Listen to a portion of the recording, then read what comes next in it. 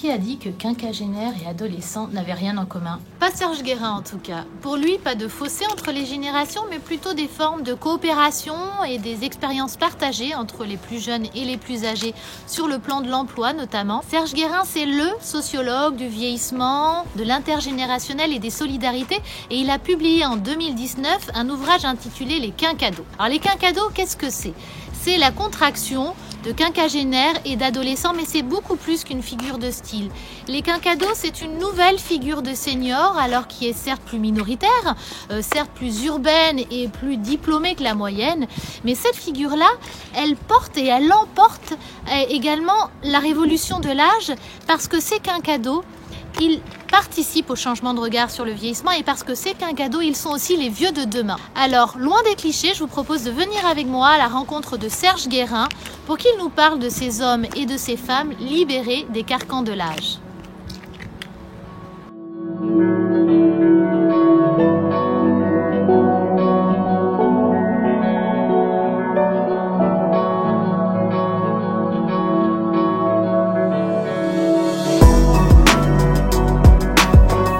Les quinquados, c'est pas tous les quinquagénaires, ou c'est pas tous les quadragénaires, ou c'est pas tous les sexagénaires, c'est une partie, on va dire un tiers de cette population. Mais c'est celle qui est à mon sens la plus riche, la plus intéressante, et c'est celle aussi qui souvent va donner le là à la consommation, aux tendances, et c'est elle aussi qui donnera le là demain, aussi aux tendances, à la consommation, aux manières d'être des plus âgés.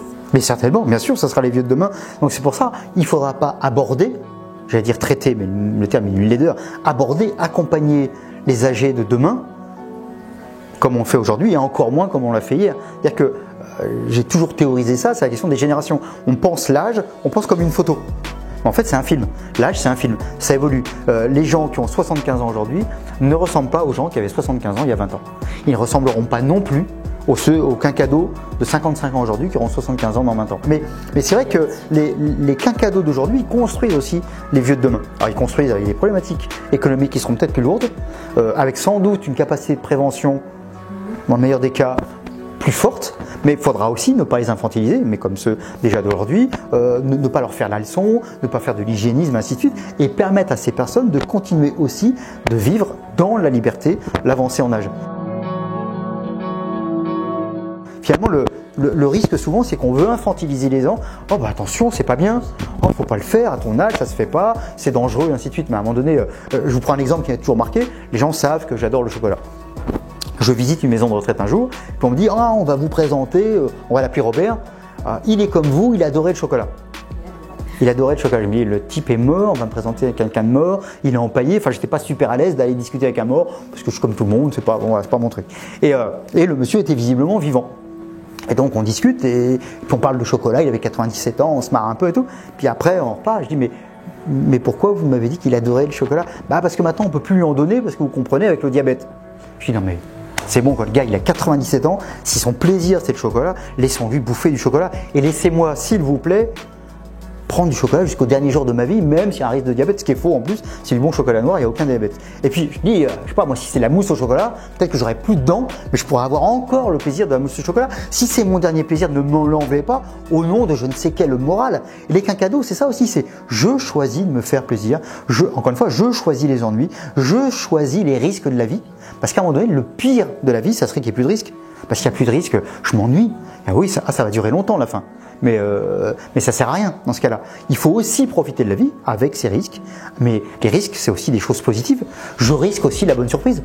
Je risque aussi la bonne nouvelle. Je risque aussi la découverte. Je risque aussi de retomber amoureux. Je risque aussi le plaisir. Je risque aussi la découverte. Je risque aussi d'être remis en cause. Et le quinquado, il prend ce risque-là. J'ai une référence majeure dans ma vie, qui est Albert Camus. Et j'ai fait exprès de prendre une petite phrase tout au début. Qu'est-ce que le bonheur sinon l'accord vrai entre un homme et l'existence qu'il mène? C'est ça aussi être quinquado. C'est-à-dire que c'est à un moment donné s'accorder à ses rêves. Moi je me retrouve plutôt dans les quinquados pop. Il y a des gens qui sont à l'aise, dans leur pompe, sont à l'aise dans la vie et en même temps on continue d'être dans une curiosité incroyable. On veut savoir ce qui va se passer demain. Cette période, elle n'est pas toujours très drôle, hein, la période où on vit des choses pas que sympathiques dans la société française par exemple, dans la société mondiale, mais en même temps de se dire je peux en faire quelque chose. Je ne vais pas pleurer. Je vais peut-être derrière pop il y a la notion de joyeux. C'est-à-dire que dire, même si les choses sont pas toujours drôles, on peut les regarder joyeusement en disant mais c'est pas pour ça qu'on va pleurer, que voilà, on en crée quelque chose.